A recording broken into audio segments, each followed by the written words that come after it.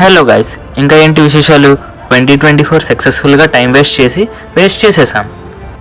ఇప్పుడు మీకు అనిపిస్తుంది, 2024లో బాగా టైం వేస్ట్ చేశాను, న్యూ ఇయర్కి మొత్తం సక్సెస్ఫుల్గా బాగా స్టార్ట్ చేద్దామని. ఇందులో చాలామంది జిమ్కి వెళ్ళడం స్టార్ట్ చేస్తారు, స్కిల్స్ నేర్చుకోవడానికి స్టార్ట్ చేస్తారు, జాబ్స్కి ప్రిపేర్ అవ్వడం మొదలు పెడతారు, బ్యాడ్ హ్యాబిట్స్కి దూరంగా ఉందాం అనుకుంటారు, ఇంకా ఫిక్స్ అయిపోతారు. గైస్, హార్ట్ మీద చేసుకొని చెప్పండి, మీలో ఎంతమంది ఇలా ఫిక్స్ అయ్యారు? 1st జనవరికి మొదలు పెట్టేద్దామని ఇంకా ఫిక్స్ అయిపోతారు. కానీ అక్కడ జరిగే సీన్స్ ఏంటి? 31st నైట్ బాగా ఎంజాయ్ చేసి 1st జాన్ నుంచి స్టార్ట్ చేద్దామని అనుకుంటారు. అంతా బాగానే ఉంటుంది, జిమ్కి వెళ్ళడం స్టార్ట్ చేస్తారు, ప్రిపరేషన్ స్టార్ట్ చేస్తారు, బ్యాడ్ హ్యాబిట్స్కి దూరంగా ఉంటారు. నీ మహా అయితే 1 వీక్ ఆర్ 10 days, ఇంకా చెప్పాలంటే చాలామంది 1st జనవరి కాదు 2nd జనవరికి స్టార్ట్ చేద్దామని మళ్ళీ 3rd లేదా అలా స్కిప్ చేసేస్తారు. అవునా కాదా? ప్రాంక్గా చెప్పండి. ఇంకా మీలో మీరే ఫిక్స్ అయిపోతారు, నా వల్ల ఏం కాదు, నేను ఉట్టి 0 అని.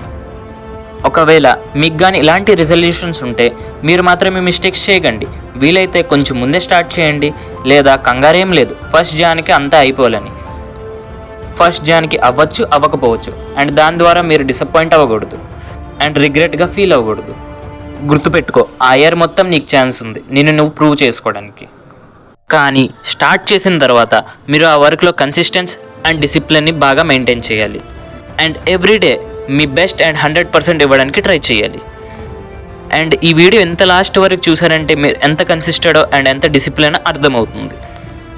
అండ్ ఒకటి గుర్తుపెట్టుకో, నీ మైండ్ని నువ్వు కంట్రోల్ చేయడం నేర్చుకుంటే ఆటోమేటిక్గా నువ్వు సక్సెస్ అవుతావు.